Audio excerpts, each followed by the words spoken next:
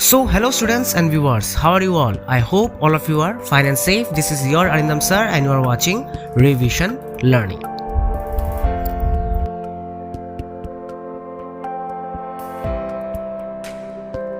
So till now in our chapter Constitutional Design, we have seen the struggle against the apartheid system. What was the apartheid system? The democratic constitution in South Africa, how it was formed, and how the new constitution formed in South Africa, what were the struggles they had to go through. We have seen about the Nelson Mandela. Then we went to the second portion of our story, where we have seen this need of a constitution. Why do we need a constitution? What does the constitution does in our country? The making of the Indian constitution, the path of making the Indian constitution, the Constituent Assembly. These things we have discussed till now. So today in this class we will discuss about the guiding values of Indian constitution, the dream, the promise, and about the terms or about the values given in the preamble of the Indian constitution, the philosophy of the constitution. So let's start our today's class. So the guiding values of the Indian constitution, the manner in which the Constituent Assembly worked gives sanctity to the constitution. Like for example, if we justify this statement, we can say that for some basic principles were decided and agreed upon. Then the drafting committee chaired by our Dr. B.R. Ambedkar prepared a draft for the constitution about taking all the discussions under consideration.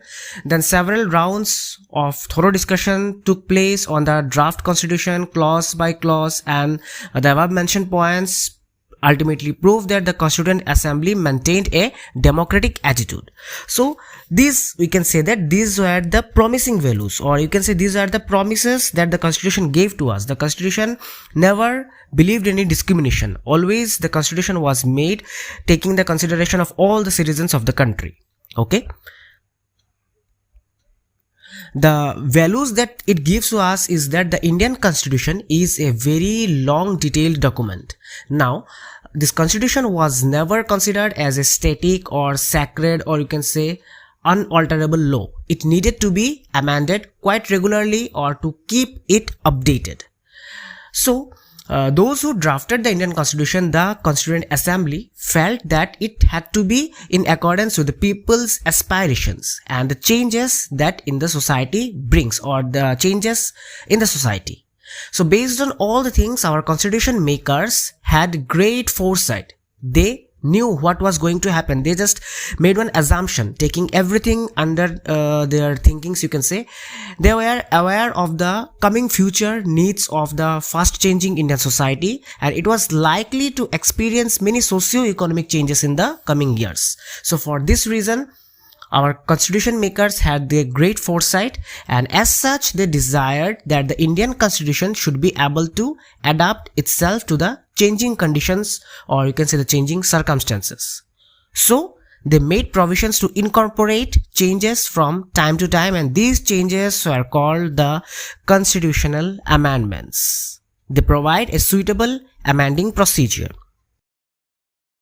So the constitutional amendment means a change in the constitution made by the supreme legislative body in the country. So this is our constitutional amendment, and it is also called the parliament or the Sansad. Now the constitution can be changed according to the needs and aspirations of the people. And what is the main significance of this constitution or constitutional amendment? The main significance is that India is a major democratic country and has a long and detailed constitution.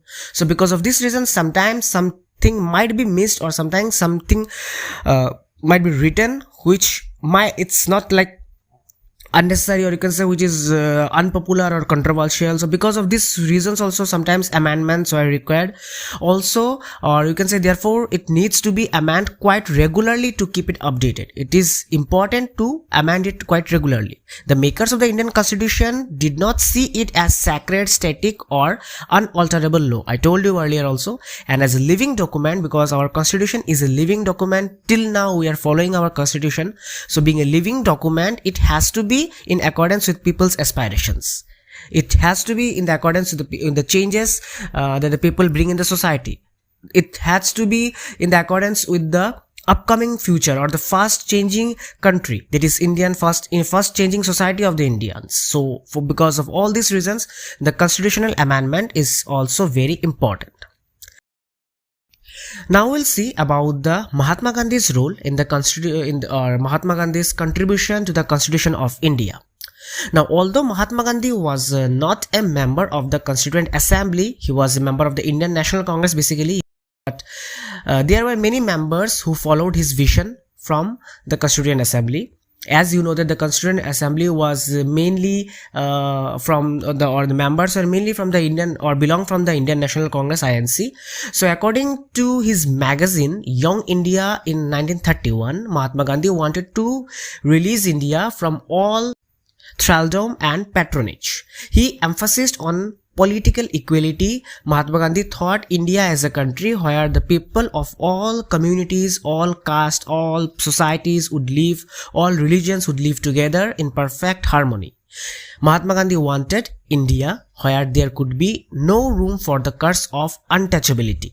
Okay, and the untouchability system was also abolished later on.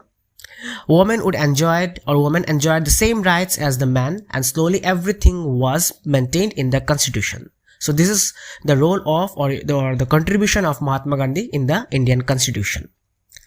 Now our constitution begins with a short statement of its basic values. This is called preamble of the constitution. Preamble means the initial statement or the introductory statement written in the constitution that states the reasons and the guiding values of our constitution. So it is the preface, or you can say the introduction of the constitution. So it contains the philosophy on which the entire constitution has been written, has been built, or has been drafted. So it provides a standard to examine or evaluate any law and action of the government to find out whether it is good or bad for the society.